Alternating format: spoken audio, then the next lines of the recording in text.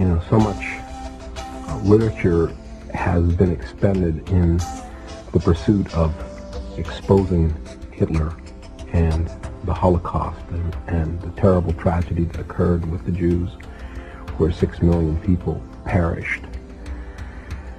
What most people in this country fail to realize is that the model for that was here, was the treatment of our Indian people, was the model for Hitler. And he said so. He wrote it down.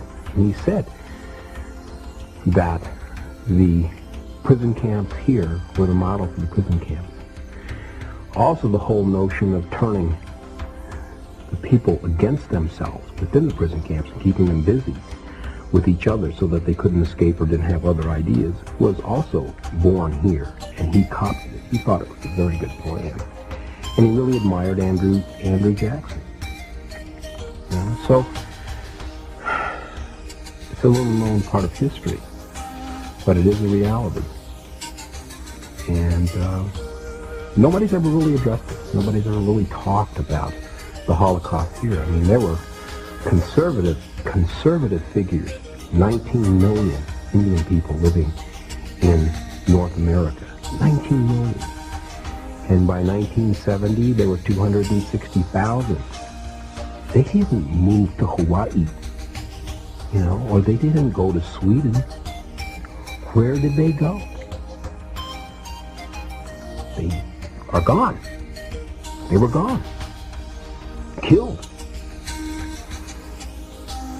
Murdered. But 19 million people. Well, that's not a Holocaust.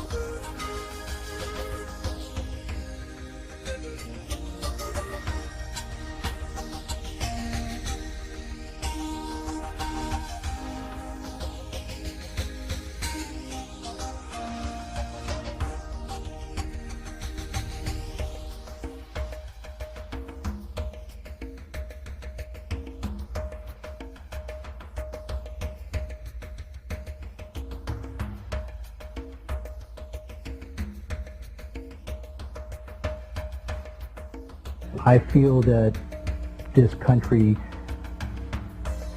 doesn't understand historically what happened to its indigenous people. They see it on television and they read it in the books, but they really don't see it. And saying, we're so pretty. I want us to say, look what you've done to us. Look what you've taken. Look at the beauty we had and still have to offer you.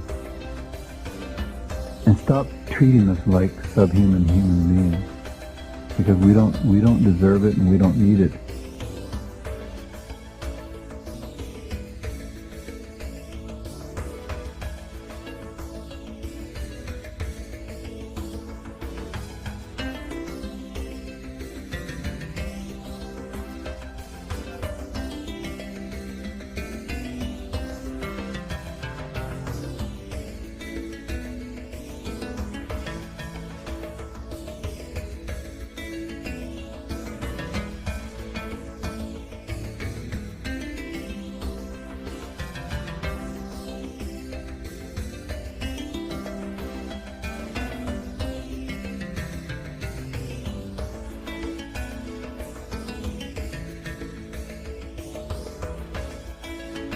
For more than 500 years, American Indian people have been subjected to the ever-changing whims of the white man, who with sword in one hand and Bible in the other, swept across this land like a plague of locusts.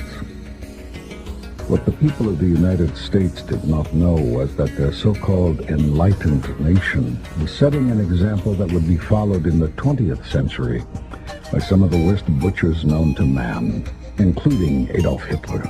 In his biography of Hitler, John Toland wrote, Hitler's concept of concentration camps as well as the practicality of genocide owed much, so he claimed, to his studies of United States history, and he often praised to his inner circle the efficiency of America's extermination by starvation and uneven combat of the red savages who could not be tamed by captivity. In their efforts to deal with the original inhabitants of this land, the European and then the American governments tried many different approaches. First they tried subjugation.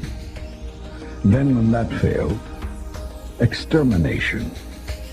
And when that wasn't totally successful, then came the reservation.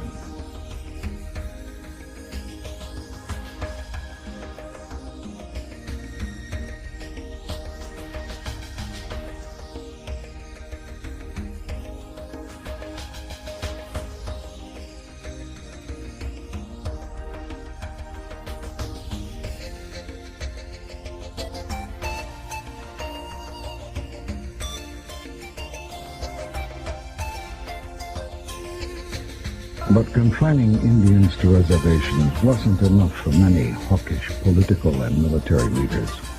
Nothing short of total annihilation of the American Indian was acceptable in their eyes. Colonel John Chivington, known as the Fighting Parson and head of the 1st Colorado Cavalry, told a gathering of church deacons, "It is simply not possible for Indians to obey or understand a treaty. To kill them is the only way we will ever have peace and quiet." Later that same year, he led 700 soldiers on a surprise raid against a peaceful band of Cheyenne who were camped along Colorado's Sand Creek.